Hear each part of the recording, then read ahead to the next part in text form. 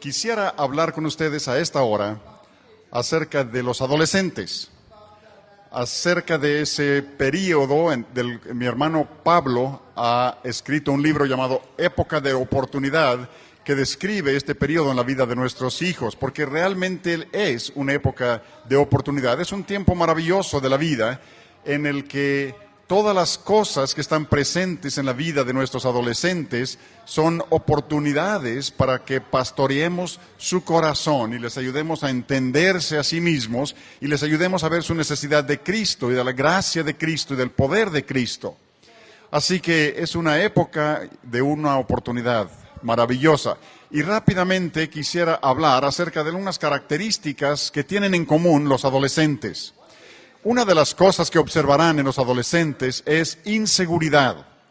Y yo observaba que mis adolescentes pasaban mucho tiempo frente al espejo y comprendí que no era nada más el tiempo pasado arreglándose y peinándose. Parte de ese tiempo era practicando. ¿Esta es mi mejor sonrisa? ¿Esta es mi mejor sonrisa? ¿Será este mi mejor lado? ¿Será este mi mejor lado? Y están preguntando, ¿soy comerciable? ¿Alguien encontrará que soy deseable? Este es un tiempo de inseguridad. También es un tiempo en el que los hijos son vulnerables. Y son vulnerables ante los adultos en su mundo. Un momento, sus padres les están diciendo, si quieres que te trate como un adulto, pórtate como un adulto. Y cuando se portan como un adulto, los padres les dicen, no te creas mucho, todavía sigue siendo mi hijo, que no se te olvide. Y nunca están muy seguros qué es lo que se espera de ellos. También es un tiempo de inestabilidad. Los adolescentes son inestables en el mundo de las ideas. No se sienten muy seguros qué es lo que piensan acerca de las cosas. Son inestables emocionalmente. En un momento se sienten felices y contentos y al momento siguiente el mundo está por acabarse. Por tercera vez en este día el mundo está por acabarse. Es un tiempo de aprensión. Están preocupados por el futuro. Se preguntan cómo podré llegar desde donde estoy ahora como hijo dependiente en casa de mis padres a ser algún día independiente, establecido en mi propio trabajo y carrera y en mi futuro. Y se preguntan cómo va a resultar todo eso. Y están aprensivos respecto al futuro. Y puede ser un tiempo en el que hay tendencia a resistir a la autoridad. Y necesitamos responder a nuestros adolescentes con gran sabiduría y gran discernimiento. Ahora, algunos errores comunes que cometen los padres. Uno es espiar versus espiar. Ahora, no sé si están familiarizados con esta caricatura, pero hay una caricatura en Estados Unidos donde hay dos espías y un espía es negro y el otro es blanco y los dos espías están tratando de atraparse el uno al otro. Y muchos padres desarrollan esa clase de relaciones con sus hijos adolescentes, donde los hijos están tratando de salirse con la suya y los padres están tratando de atraparlos. Y necesitamos evitar esa clase de relaciones. Otro trampa común es desconectarse. Los padres se desconectan de sus hijos y dejan de tratar de ser influencia en la vida de sus adolescentes. Aceptan la idea de la cultura que dice que los adolescentes no van a tener interés en ti. Son más influenciados por sus amigos y sus compañeros, y los padres abandonan el esfuerzo de ser influencia en la vida de sus adolescentes. Algunos padres tratan de volverse muy autoritarios y piensan, si realmente les demuestro quién manda, entonces podré establecer mi autoridad. Y yo quisiera sugerirles que donde queremos estar con nuestros adolescentes es que queremos ser personas que estemos influenciando la vida de nuestros adolescentes, donde ellos nos respetan y entienden que los amamos, que tenemos compromiso con ellos y que entendemos los caminos de Dios y ellos estén dispuestos a estar bajo nuestra autoridad porque entienden que somos influencias en su vida.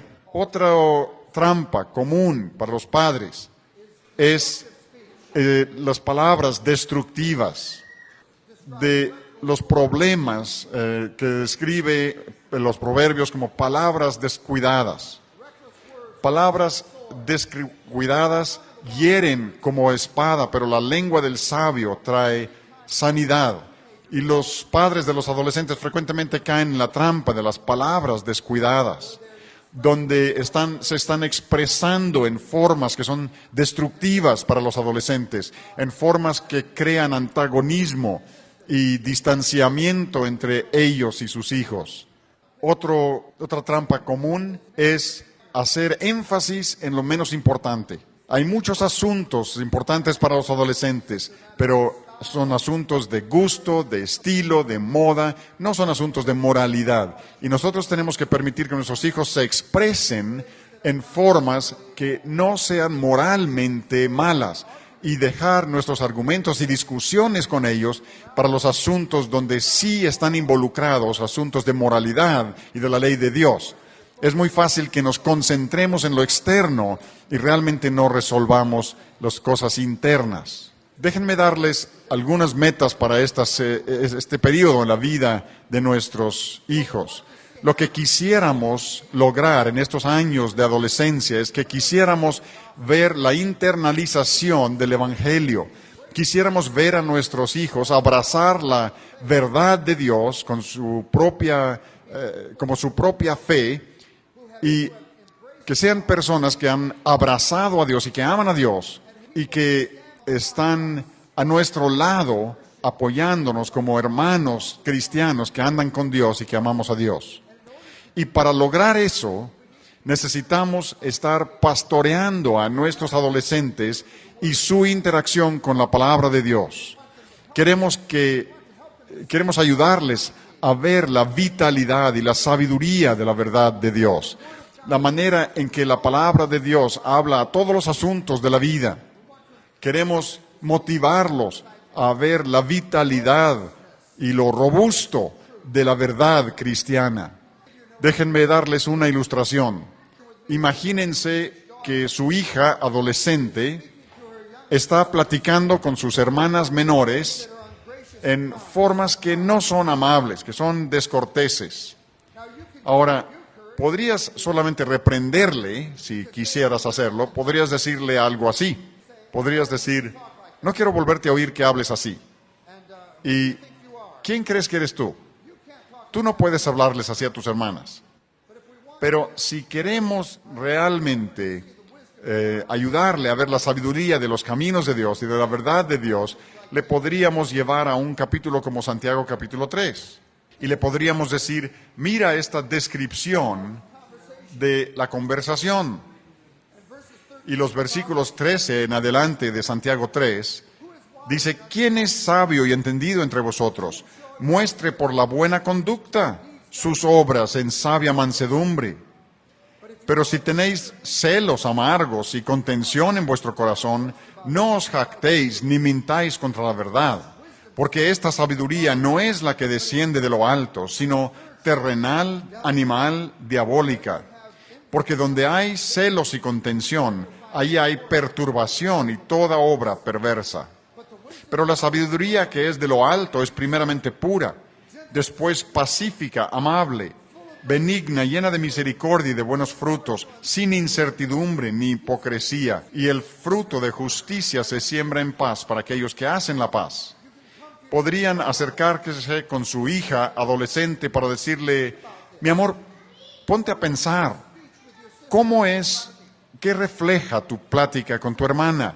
¿Refleja sabiduría de lo alto o sabiduría terrenal? ¿Refleja sabiduría que está llena de envidia y amargura y egoísmo y todo mal fruto? ¿O es sabiduría que es considerada y sumisa, llena de misericordia y de buenos frutos, imparcial y sincera? Y hay que ayudar a tus hijos a ver la sabiduría de los caminos de Dios y a abrazar la manera en que Dios se comunica y su verdad, y ayudarles a ver que la palabra de Dios habla a todos los asuntos de la vida. Cuando estamos pastoreando hijos adolescentes, tenemos que pastorearlos a través de esos periodos inevitables de duda. Cuando los hijos son muy pequeños, creen porque tú crees. Tú les dices acerca de Dios, tú les dices acerca de Jesús, tú les dices que Dios es el creador y creen las cosas que tú dices.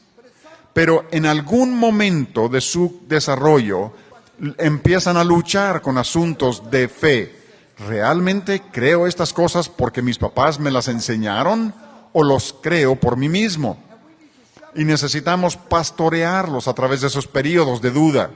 Necesitamos ayudarles a luchar con esas preguntas y ayudarles a llegar a ver la estabilidad y la fortaleza y solidez de la fe cristiana.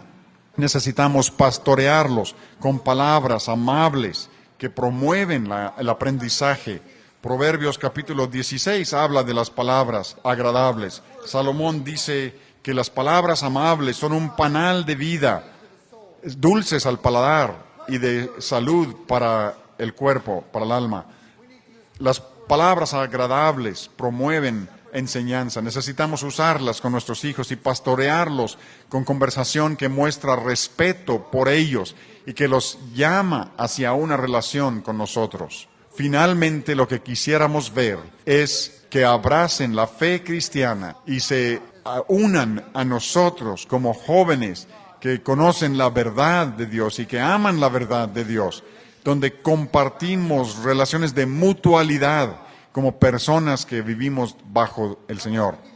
Ahora, quisiera darles 3 fundamentos para estos años de la adolescencia y todos proceden de Proverbios capítulo 1. Así que si quisieran abrir conmigo en Proverbios capítulo 1, tenemos ahí 3 fundamentos para nuestros adolescentes. El primero es el temor del Señor. El temor del Señor es el principio de la sabiduría, mas los insensatos desprecian la sabiduría y la enseñanza. El temor de Jehová. Ustedes y yo vivimos durante tiempos muy peligrosos para el Evangelio, porque el movimiento evangélico moderno ha reducido a Dios. Hemos hecho tanto énfasis en la amistad de Dios. Dios es nuestro amigo íntimo, es nuestro compañero, es nuestro amigo cercano. Hemos hecho énfasis en ese aspecto de Dios, pero hemos perdido de vista la trascendencia de Dios. Este es un Dios glorioso, es un Dios soberano, es un Dios poderoso, es un Dios de juicio, es un Dios severo, es un Dios que con quien no se puede jugar, es un Dios que es glorioso y poderoso y hemos de quedarnos asombrados delante de Él. El temor de Jehová es el principio de la sabiduría.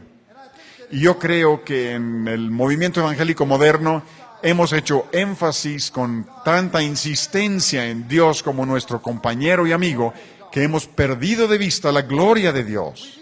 Incluso lo hemos hecho en nuestros cultos de adoración con tanta frecuencia. La adoración moderna más bien es como un espectáculo y no estamos conduciendo a las personas a ver la gloria de Dios, que Él es un Dios poderoso y soberano y los sabios se quedan asombrados delante de Él.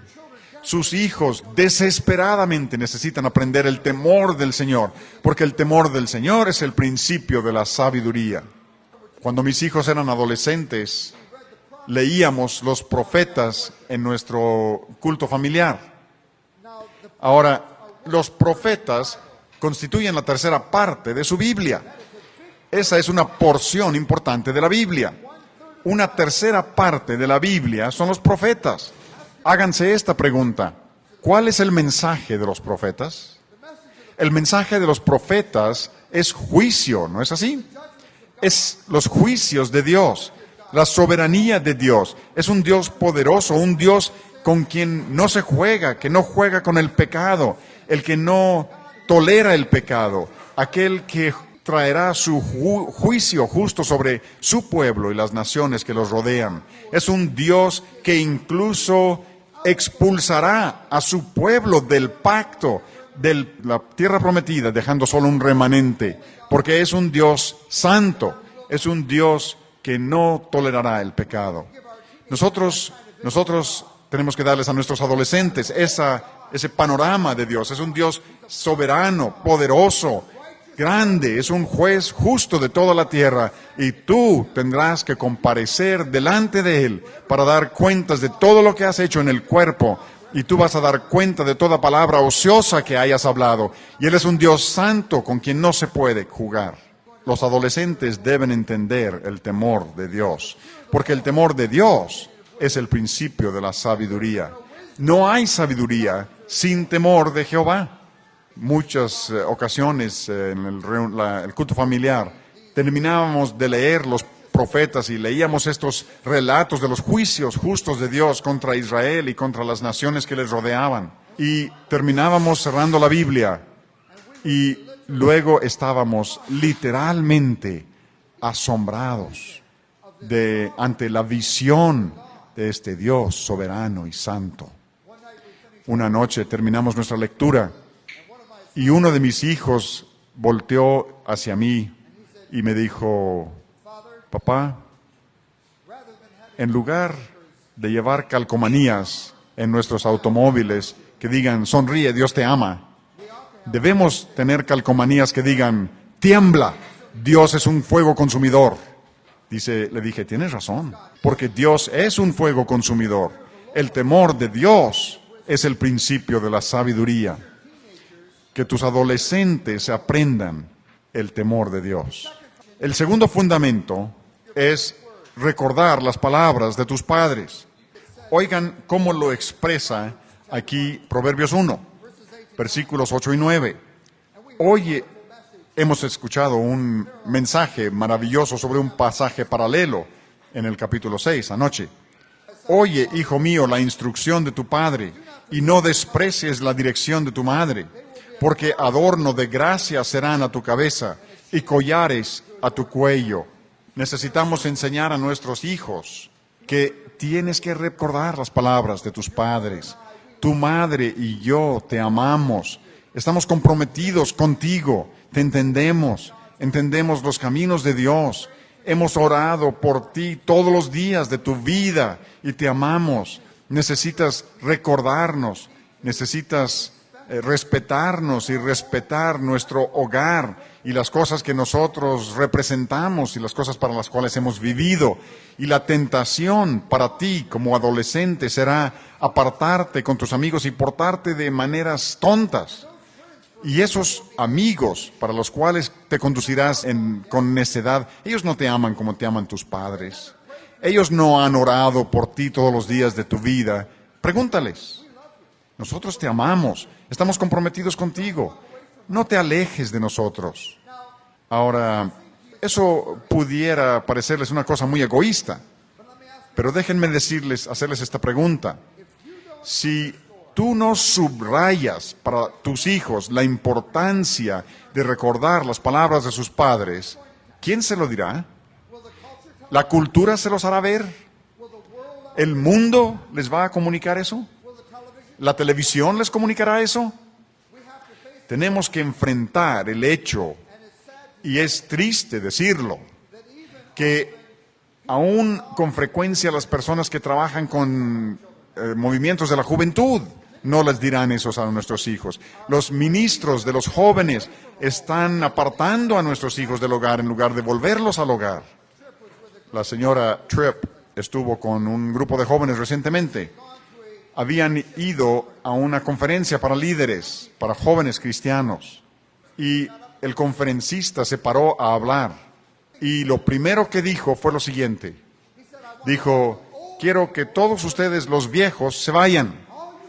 Ustedes viejos pueden salir, porque yo voy a hablar aquí con los jóvenes y vamos a relacionarnos de una manera muy franca. Y ellos no serán francos conmigo si ustedes están aquí presentes. Así que todos los viejos se pueden salir. Así que todas las personas maduras, todas las personas con sabiduría, todas las personas con experiencia en la vida, se levantaron y se salieron. Todos excepto la señora Tripp. Ella se quedó con sus jóvenes. Ella le escribió una carta después y le explicó por qué no se había salido. Y habló con los jóvenes acerca de por qué no había salido. Pero piensen en lo que este hombre había hecho. Aquí está este joven de apenas unos 25 años. En lugar de pararse ante estos jóvenes y decirles, miren a su alrededor, vean a la gente grande que los ha traído aquí. Denle gracias a Dios por ellos. Denle gracias a Dios por el amor que ellos tienen por ustedes, por el amor que ellos tienen por los caminos de Dios. Denle gracias a Dios por el sacrificio que ellos han hecho poniendo su vida para enseñarles los caminos de Dios. Gloria a Dios por personas como estas que Él ha traído a sus vidas. Eso es lo que debió haber dicho. Pero lo que dijo fue, todos ustedes viejos váyanse. Y el mensaje que está comunicando a estos jóvenes es que los mayores, esta gente que tiene interés en ellos y que les ama, no tienen importancia, no carecen de valor. Es un mensaje contrario a la palabra de Dios. Nosotros necesitamos enseñarles a nuestros hijos a recordar las palabras de sus padres. Tu padre y tu madre que te aman, que conocen los caminos de Dios, entendemos la verdad de Dios. Hemos puesto nuestra vida para ser padres de ustedes. No se alejen de nosotros así nada más. Necesitamos ayudarles a ver la importancia de recordar las palabras de sus padres. Tercero, necesitamos enseñar a los adolescentes a desasociarse de los perversos. Oigan el versículo 10 de Proverbios 1. Hijo mío, si los pecadores te quisieran engañar, no consientas. Mi hijo, si los pecadores te quisieran engañar, si te seducen, tus adolescentes enfrentarán seducción por los pecadores. Los pecadores van a seducirlos a toda clase de pecado. Los pecadores los van a querer engañar con el alcohol y seducirlos con drogas. Los seducirán a las perversiones sexuales. Los pecadores los seducirán a faltar el respeto a sus padres. Los seducirán a toda clase de mal y perversión. Van a enfrentar la seducción de los pecadores. Y nosotros necesitamos formar a nuestros hijos respecto a la manera de identificar esas personas peligrosas de las cuales debo huir y de quienes debo desasociarme. Quiero que piensen en esto también. Esos pecadores que seducen a sus hijos no serán ancianos con verrugas en la nariz tratando de seducir a sus hijos. Vengan acá.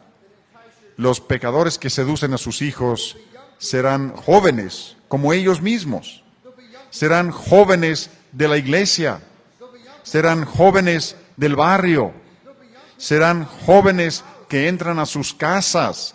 Jóvenes que entran y les dicen a ustedes, señor Tripp o señora Tripp, que les hablen a ustedes con respeto. Y sin embargo, están seduciendo a sus hijos hacia el mal. Y necesitas ayudar a tus hijos a adelantarse a esa seducción de los pecadores. Van a enfrentar la seducción por los pecadores. Mi hijo mío, si los pecadores te quisieran engañar, no consientas. Quiero que observen conmigo otra cosa. Queremos preguntarnos lo siguiente. ¿Cuál es la atracción de la seducción de los pecadores? ¿Por qué mis hijos quisieran asociarse con pecadores? Creo que este pasaje nos da algunas lecciones. Oigan estas palabras. Hijo mío, si los pecadores te quisieran engañar, no consientas. Si dijeren, ven con nosotros, pongamos acechanzas para derramar sangre, acechemos sin motivo al inocente, los tragaremos vivos como el Seol y enteros como los que caen en un abismo. Hallaremos riquezas de toda clase, llenaremos nuestras casas de despojos, echa tu suerte entre nosotros, tengamos todos una bolsa. Hijo mío, no andes en camino con ellos. ¿Cuál es la atracción de esta asociación con los pecadores? Es camaradería, es pertenecer. Recuerda con quién están tratando.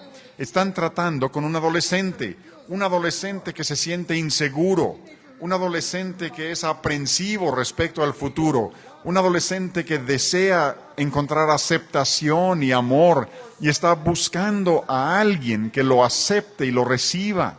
Los malos lo están seduciendo y le están ofreciendo camaradería, le están ofreciendo amistad. Echa tu suerte con nosotros, compartiremos una misma bolsa, vamos a pasarla bien, va a ser divertido, vente con nosotros. Necesitamos ser personas cuyos hogares sean lugares donde los adolescentes se sientan aceptados, donde estamos hablando con nuestros adolescentes, donde estamos pasando tiempo con nuestros adolescentes, donde estamos recibiéndolos y recibiendo a sus amigos y estemos dispuestos a pasar tiempo con ellos y a platicar con ellos, que amamos a nuestros adolescentes y amamos a sus amigos y que estemos dispuestos a extendernos hacia ellos. Ahora, esto va a significar que se van a sentar en tus sillones en la casa y van a derramar la coca sobre la alfombra y van a romper cosas, pero saben que nada de eso importa. Nosotros necesitamos que nuestros hogares sean lugares donde los adolescentes sean bienvenidos, donde tenemos tiempo para los adolescentes, donde hablamos con ellos y conversamos y pasamos tiempo y mostramos interés en sus amigos. Yo no dejo de asombrarme ante el hecho de que no se necesita mucho para atraer a los adolescentes. Nosotros teníamos un columpio frente a nuestra casa, ¿así le llaman? ¿Un columpio? Era solo una cuerda de malla y colgaba de un árbol como 10 metros de alto y al columpiarse realmente alcanzabas mucha altura al final del arco. Y no se imaginan cuántas veces teníamos 3 o 4 adolescentes columpiándose ahí y otros formados ahí para esperar su turno.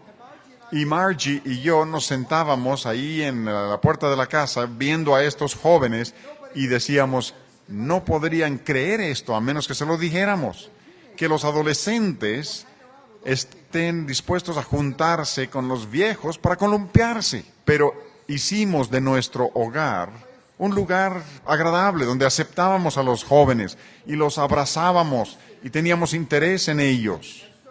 Así que motivábamos a nuestros hijos a traer a sus amigos a la casa y muchas veces teníamos la casa llena de jóvenes. Donde nosotros vivimos en Pensilvania, tenemos muchas nevadas. Estoy seguro que recibimos más nieve que lo que les cae aquí a ustedes. Un día íbamos saliendo de la iglesia el domingo en la mañana y había caído como 30 centímetros de nieve que se había acumulado sobre el suelo. Y sabíamos que nos esperaban todavía como 30 horas de nevada. Así que nos fuimos a casa. Nosotros vivimos fuera de la ciudad y al llegar a la entrada a nuestra casa, vimos jóvenes ahí en la cochera que andaban patinando en sus carros alrededor de la casa. Y le dije a Margie, ¿te das cuenta de lo que están haciendo estos jóvenes? Están regresando aquí para que se vean encerrados con nosotros por la nieve. Y eso fue lo que sucedió. Nos cayeron como 1 metro de nieve y durante los siguientes 2 días, y teníamos 18 jóvenes que pasaron 4 días ahí porque no podían salir por la nieve mientras no limpiaran los caminos. Pero el argumento es que si ustedes se interesan en los jóvenes, si tienes interés en tus hijos y tu casa está abierta para los jóvenes, descubrirás que no hay carencia, no hay escasez de jóvenes. Ahora, si vamos a hacer eso, vamos a tener que comunicarnos con nuestros hijos. Y cuando hablo de comunicación, casi todos pensamos en nuestra capacidad de expresar mis ideas en palabras. Y yo quisiera sugerirles que la mejor arte de la comunicación no es la capacidad de expresar nuestras ideas. La mejor arte de comunicación es la habilidad para extraer las ideas de otro. Es la capacidad para entender a otra persona.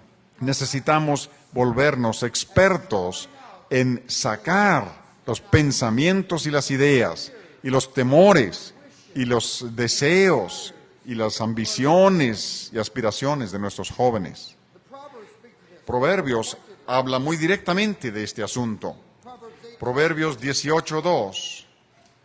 No toma placer el necio en la inteligencia, sino en que su corazón se descubra, o en exponer sus propias opiniones. Piensen en eso. ¿Qué es lo que disfruta el necio en una conversación? El necio disfruta expresar sus propias ideas. El hombre sabio disfruta extraer las ideas de otro. Tuve una conversación en una ocasión con uno de mis hijos. Fui a su cuarto y le dije, quiero hablar contigo. Y hablé con él. Le di mi discurso. Ahora, pude haber sido más sabio, pude haberle hecho preguntas, pude haber extraído su persona, y en el contexto de esa conversación pude haber dicho lo que yo tenía que decir. Pero yo fui necio en esa ocasión, no me deleité en entenderlo a él, me deleité en exponer mi propia opinión. Así que le di mi discurso. Terminé y le dije, qué bueno que tuvimos esta buena conversación, voy a orar por ti y ya me voy a dormir. Así que oré por él y me fui a dormir. Unos minutos más tarde, él estaba tocando la puerta de mi recámara. Papá, ¿todavía estás despierto? Sí, pásale. ¿Qué quieres? Dijo, solo quería decir que cuando saliste del cuarto, dijiste que te alegrabas de haber tenido una buena conversación. Yo solo quería decir que yo no dije nada. Yo tuve una buena plática. Tú tuviste una buena escuchada. Pero yo fui necio esa noche. Pude haber entrado para preguntarle algo. Pude haber tratado de entenderlo mejor. En el contexto de entenderlo, pude haber dicho las cosas que yo tenía que decir. Pero en lugar de eso, fui un necio. Lo único que me interesaba era lo que yo quería decir y no me interesó lo que estaba sucediendo en el interior de él. A esto se refiere Salomón en Proverbios 18:2. Proverbios 18:13. Al que responde palabra antes de oír, le es fatuidad y oprobio. El que responde antes de oír. ¿Alguna vez haces eso con tus hijos? Ya sé lo que me vas a decir, la respuesta es no. Pero papá, todavía ni hago la pregunta. No tienes que decirme nada. Yo soy tu padre. Yo sé lo que estás pensando. Antes de que la palabra esté en tu lengua, yo lo sé totalmente. ¿Eso no está en la Biblia? No tienes que decir nada. Ahora, mis hijos nunca han respondido a eso, diciéndome, Padre, qué maravilloso tener un padre que sabe leer el pensamiento. Qué afortunado soy. Ni siquiera tengo que hablar las palabras. Tú ya sabes lo que estoy pensando. ¡Qué maravilla! Eso no es lo que sucede, ¿verdad que no? Es que este joven se siente ofendido, se siente herido. Ni siquiera tuve la oportunidad de hacer mi pregunta. Me contestaste antes de escuchar siquiera. El proverbio dice que ese es un necio. El que responde antes de oír, le es fatuidad y oprobio. Proverbios 20, versículo 5. Como aguas profundas es el consejo en el corazón del hombre, mas el hombre entendido lo alcanzará o lo extrae. El hombre de entendimiento sabe extraer esas aguas profundas. La persona de entendimiento sabe hacer preguntas que sean abiertas. Preguntas que no se puedan contestar sí o no. Preguntas que ayudan a nuestros hijos a expresar sus pensamientos y sus ideas. Necesitamos desarrollar la destreza de ayudarles a expresar sus pensamientos y sus ideas. Déjenme darles otra ilustración. Y imagina que sales a comprar un par de zapatos. Y estás tratando de encontrar un par de zapatos que le caiga bien, que le guste a tus hijos y que tú puedas pagar. Y ya has visto muchos pares de zapatos. Y tu hijo está viendo estos zapatos y tú estás diciendo, compra esos, me parecen muy bonitos. Y él dice, bueno, está bien, me los llevo. Así que le dices al dependiente, nos llevamos estos, porque ya quieres cerrar el trato y salir de la tienda antes de que cambie de opinión. Y al día siguiente, el hijo se está poniendo los zapatos que a él no le gustaban la noche antes. Y no está contento con esos zapatos. Así que está llorando. ¿Y cómo vas a manejar ese problema? Si quieres deleitarte en oír tu propia opinión, entonces podrías tener una conversación como esta. Yo no sé por qué estés llorando respecto a los zapatos. Sabes que después de todo se van a dañar, se van a acabar, y dentro de unos cuantos días nadie siquiera sabrá cómo eran. ¿Qué diría tu amigo Pepe si le dijera que estabas llorando por los zapatos? No seas tan infantil. ¿Qué te importa lo que los otros piensen de tus zapatos? ¿Ellos son expertos en zapatos o qué? Y no tengo tiempo de invertir en estos zapatos. Yo tengo que ir a trabajar para ganar más dinero, para poder comprar más zapatos que a nadie le gustan. Ponte los zapatos y deja de neciar. Ahora, ¿me he comunicado? Pues lo que he hecho es que me he aislado de este hijo. Lo que él haga con su problema, yo no voy a ser parte de ello. Quizá vaya con su madre para tratar de conseguir que ella le compre otro par de zapatos. O posiblemente hable con sus hermanos y hermanas y diga, siento haberme burlado de ustedes cuando les compró esos zapatos la semana pasada, ahora sé cómo se sentían. O quizá hable con sus amigos y les diga, miren estos ridículos zapatos que me compró mi papá. Aborrezco estos zapatos. Mi papá es un tonto. Lo que él haga con el problema, yo no voy a ser parte, porque yo me he aislado de él. Ahora, ¿la Biblia habla de estos problemas? No lo van a encontrar bajo zapatos en la concordancia, pero la Biblia habla acerca de nuestra sensación de bienestar y cómo tener una sensación de bienestar que está relacionada con una buena relación con Dios.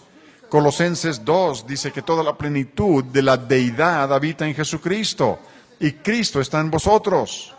Ahora, mis adolescentes pudieran entender esa idea de que toda la plenitud de Dios está en Cristo y que si Cristo está en ellos, entonces ellos están bien, no por sus zapatos o por sus habilidades o por su presentación, sino que están bien por su relación con Dios. Eso es importante. Y sus adolescentes necesitan entender esas cosas, ¿no creen?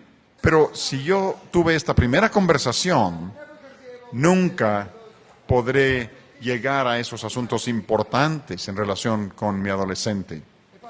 Si quiero tener una conversación en la que yo me deleite en el entendimiento, podría haber tenido una conversación como esta. Le podría decir, estás molesto por tus zapatos, ¿verdad? Sí. No me pareció que te gustaran cuando los compramos anoche, pero no me querías decir, ¿verdad? No. ¿Qué es lo que no te gusta? Se ven ridículos. No sé a qué te refieres. Pepe dice que se ven ridículos. ¿Cuándo los vio Pepe? Los acabamos de comprar anoche. Pues mi amigo tenía un par así y los llevó a la escuela y Pepe dice que se ve ridículo. ¿Qué es lo que tienen de ridículo? Pues tienen una franja roja aquí atrás. Son zapatos del año pasado. Por eso solo cuestan $50. Ahora, ¿qué estás aprendiendo aquí? ¿Esto es valioso? Debes creer que es valioso. Si quieres entender a este hijo, debes entender esto. Y tienes que ayudar a este hijo a entender esta situación en un sentido bíblico. Quiero que piensen en esto de la siguiente manera. Piensen en la encarnación de nuestro Señor Jesucristo. Dios pudo haber permanecido allá en el cielo y pudo haber hablado a nosotros desde el cielo. Así lo hizo en Éxodo, ¿no? Habló desde la nube y desde el fuego y desde los truenos y desde los relámpagos. ¿Y qué dijo la gente? Por favor, ya no nos hables así. Mándanos a un profeta. ¿Y qué hace Dios? En la encarnación, Dios se acerca a la tierra y mora con nosotros. mora en un cuerpo como el tuyo y como el mío. Tiene verdadera carne, así como nuestra carne. Experimenta todas las cosas que la gente experimenta en esta tierra. Sabe lo que significa ser humano en este mundo. Sabe lo que significa ser ofendido por el pecado. Sabe lo que significa ser tentado. Sabe lo que es cansarse, tener hambre. Lo vemos en el pozo de Jacob, en Juan 4. Cansado, sediento. Y dice a sus discípulos, ustedes vayan por la comida, yo voy a quedarme aquí sentado. Ahí fue donde conoció a la mujer samaritana. Jesús llora ante la tumba de Lázaro. Y es que Él experimenta la vida sobre esta tierra. Viene a la tierra y vive en el mismo mundo donde tú vives. Vive en la clase de cuerpo que nosotros habitamos. Y recuerden lo que dice el libro de los Hebreos acerca de Él. Dice que no tenemos un sumo sacerdote que sea incapaz de ser conmovido con nuestras enfermedades, sino que tenemos uno que ha sido tentado en todo, a nuestra semejanza, pero sin pecado. Y podemos acercarnos al trono de su gracia y encontrar gracia para el oportuno socorro. El Señor Jesucristo vino a esta tierra y vivió en este mundo. Experimentó todas las cosas que nosotros experimentamos. Ve el mundo a través de nuestros ojos, de modo que Él puede entendernos, para que Él pueda ser nuestro sumo sacerdote fiel y misericordioso. Y esa es la nota de triunfo y gozo en Hebreos capítulo 4. No tenemos un sacerdote, no tengamos un sacerdote incapaz de identificarse con nosotros. Tenemos uno que ha sido tentado como nosotros somos tentados. Tendría que decirles, hermanos y hermanas, para vergüenza mía, que muchas veces mis hijos han tenido un padre que no podía identificarse con sus debilidades. ¿Cuál es tu problema? A ver, supéralo. Ya no me lo platiques. Haz lo que te digo. Tenemos que acercarnos a nuestros hijos, que los entendamos, que veamos el mundo a través de sus ojos, de tal manera que podamos hablar la palabra de Dios, la verdad de Dios a ellos, como necesitan escucharlo para poder entender su vocación y su llamamiento delante de Dios.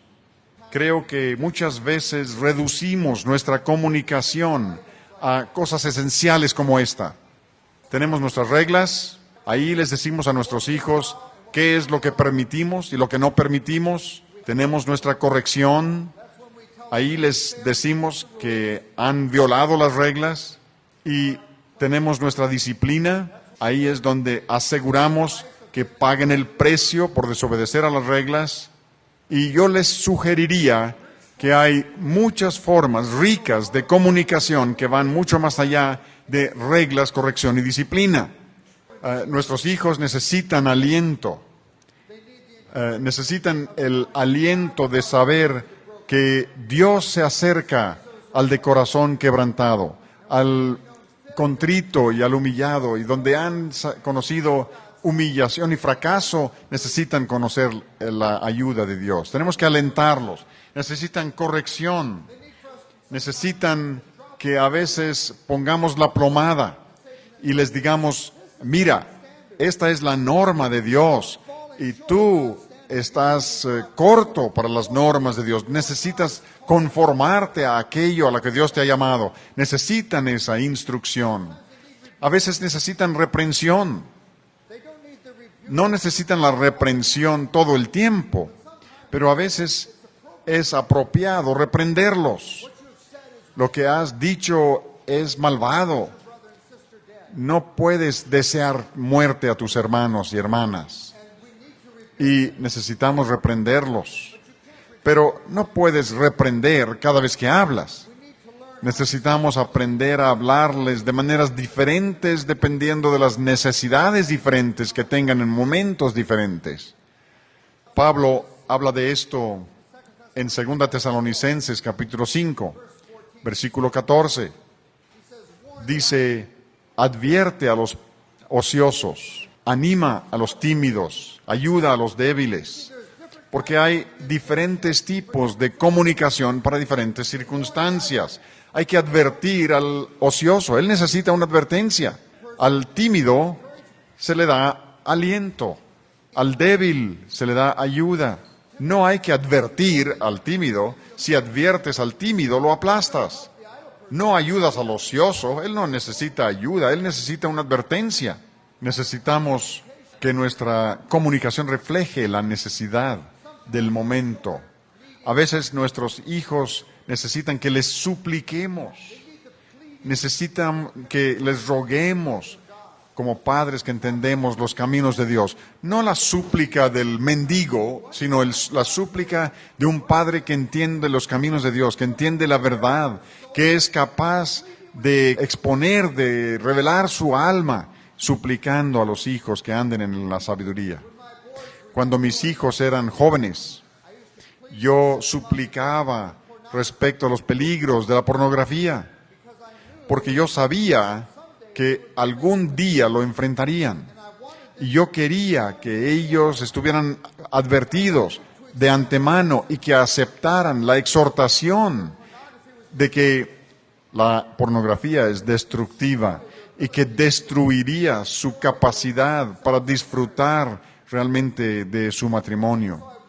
Así que les supliqué, les rogué respecto a los peligros de la pornografía.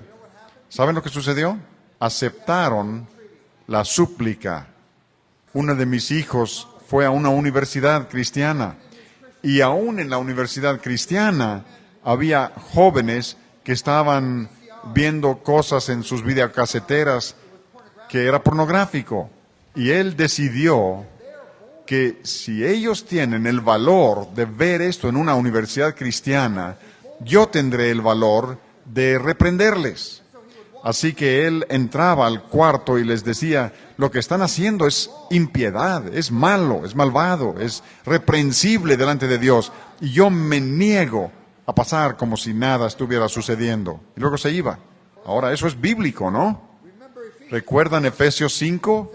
Dice, no tenga nada que ver con los hechos infructuosos de las tinieblas, sino antes reprendedlas.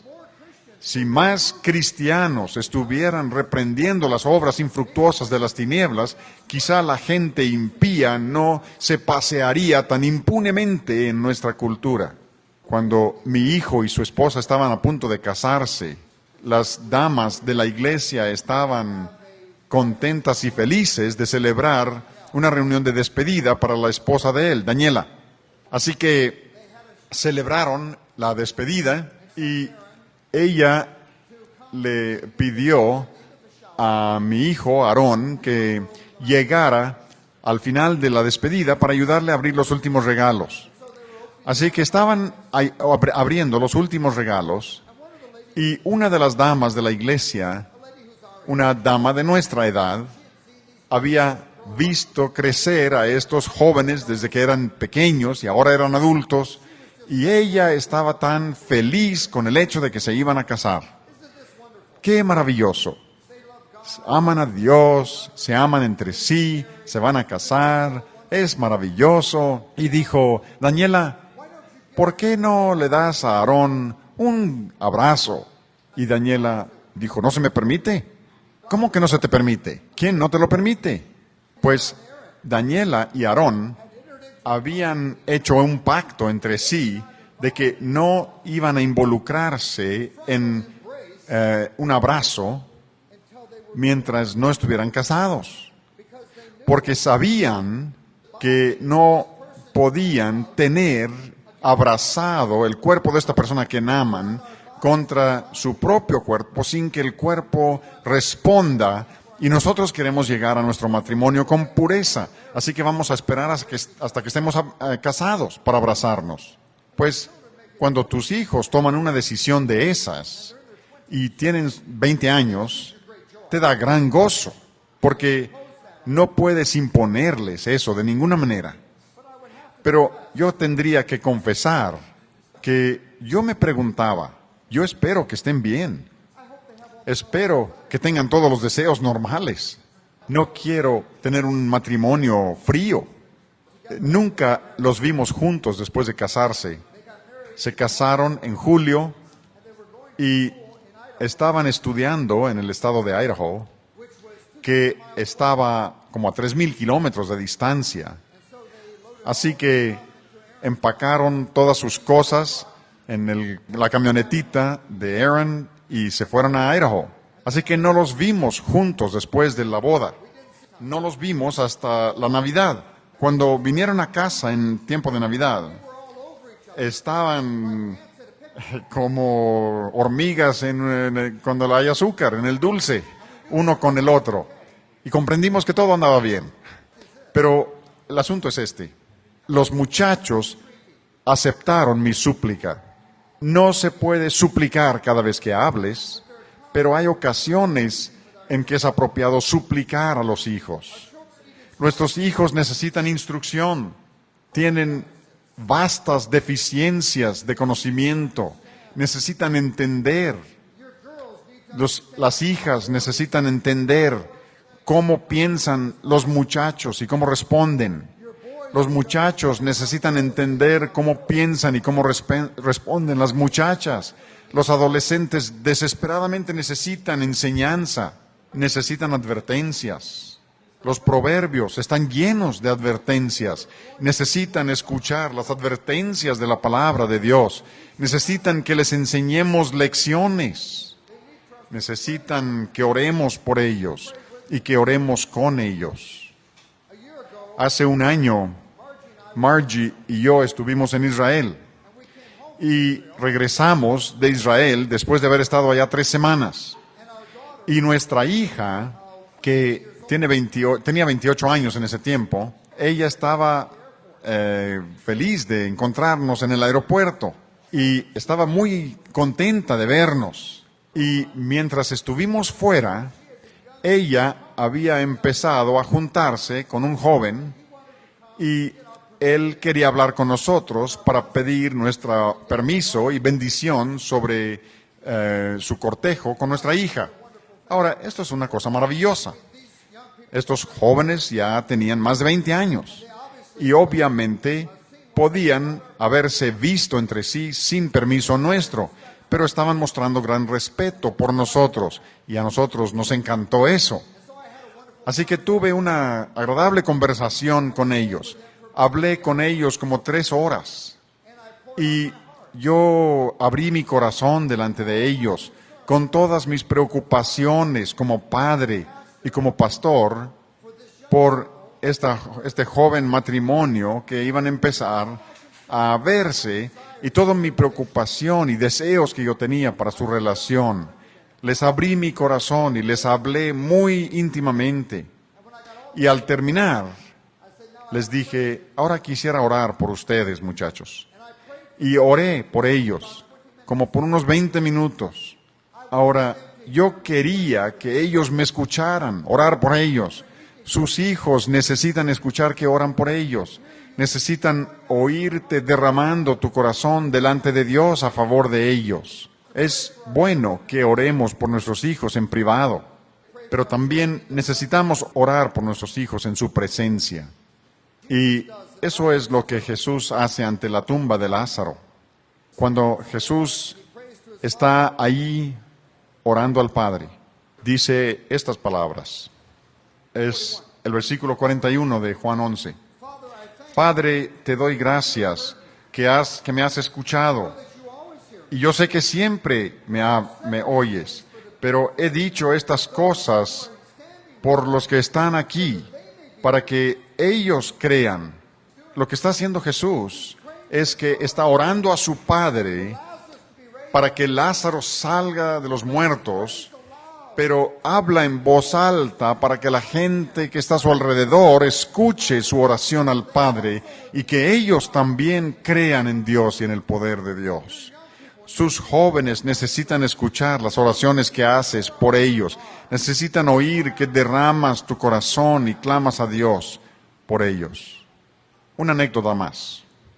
Yo reconozco que todas las cosas de las que les he hablado ayer y hoy son bastante extensas, consumen mucho tiempo.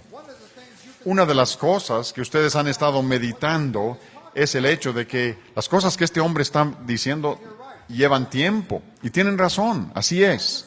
Y yo estoy persuadido de que durante esta época de la vida, cuando tienen hijos en el hogar, no tienes ninguna tarea que sea más importante que pastorear a tus hijos.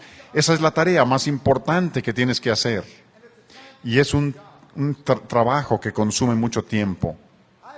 Yo tengo un amigo que es fabricante de arcos para violín.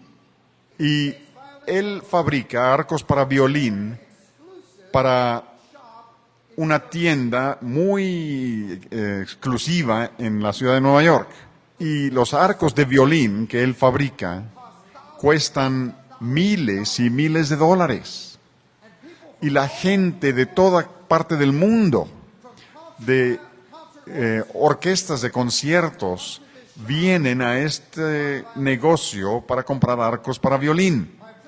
Mi amigo era aprendiz en ese taller. Y un día su jefe se acercó con él y le dijo: tú tienes mucha capacidad, eres muy diestro, y tú podrías convertirte en el fabricante de arcos más famoso de tu generación. Y la gente de todo el mundo vendrán y comprarán sus arcos para violín. Pero si vas a ser grande, va a ser necesario que para eso vivas. Tú estarás aquí a las 6 de la mañana y permanecerás hasta medianoche y estarás trabajando en arcos de violín. Y si tú te entregas a esto, tú puedes llegar a ser el más grande fabricante de arcos de violín de tu generación.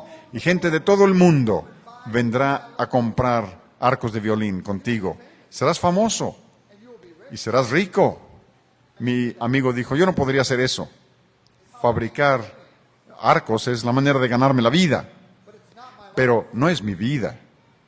Yo tengo una esposa en casa, tengo 3 hijos, tengo que ir a casa y tengo que ser marido de mi esposa y padre para mis hijos. Y yo no puedo estar aquí fabricando arcos de violín todo el día. Tengo que ir a casa y ser marido y ser padre. Su jefe se rió de él. Dijo: eres un necio. ¿Dónde estarán tus hijos de aquí a 100 años? Pero de aquí a 100 años, la gente todavía estará usando tus arcos. Piensa en Stradivarius. ¿Quién ha oído de los hijos de Stradivarius? Pero la gente está dispuesta hasta a matar por uno de sus violines.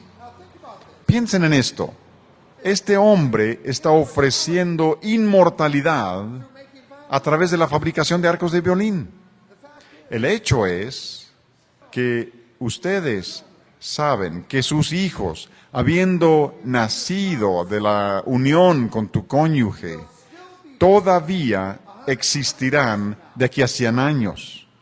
Tienen almas inmortales. De aquí a 100 años estarán o en la presencia de Dios, en los gozos y deleites de estar ante el rostro de Dios mismo, o estarán experimentando el castigo y la agonía eterna del infierno y de la perdición.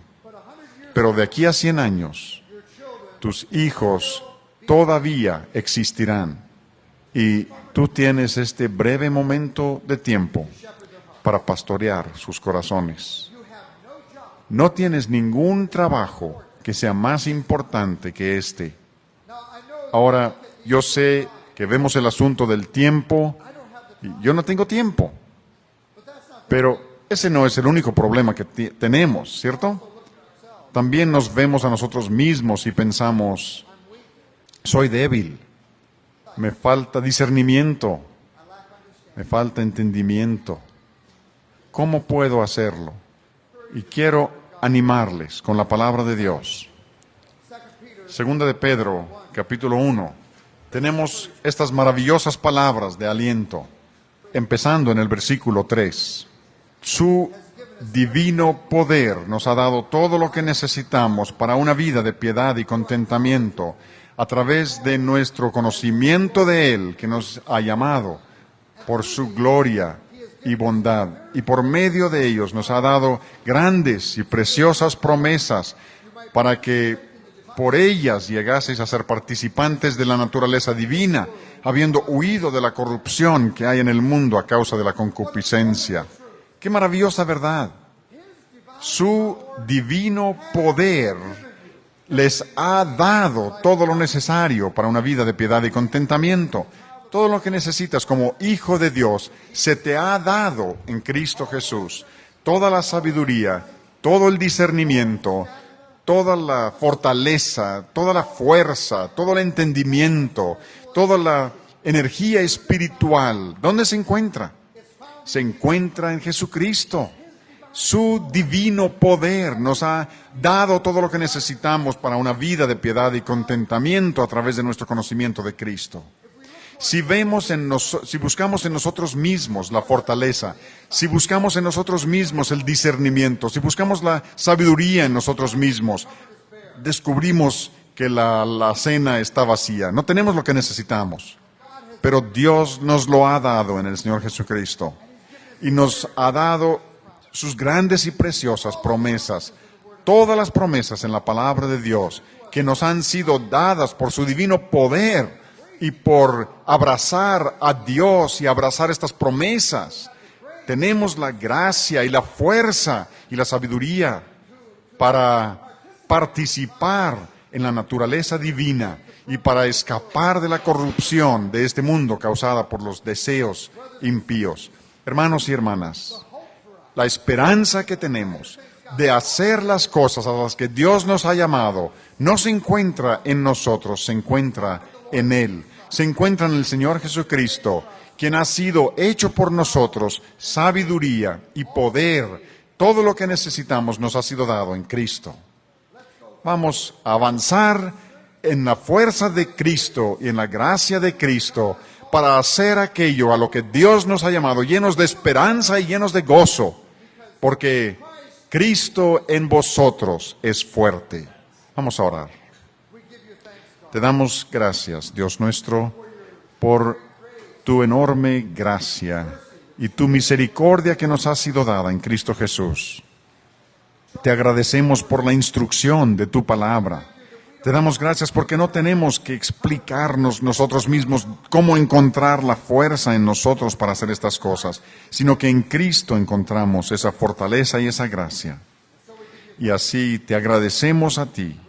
Y pedimos que tú nos ayudes a permanecer en ti como ramas en una vid, que andemos en tus caminos y conozcamos tu ayuda y pastoreemos los corazones de nuestros hijos. Lo pedimos en el nombre de Cristo. Amén.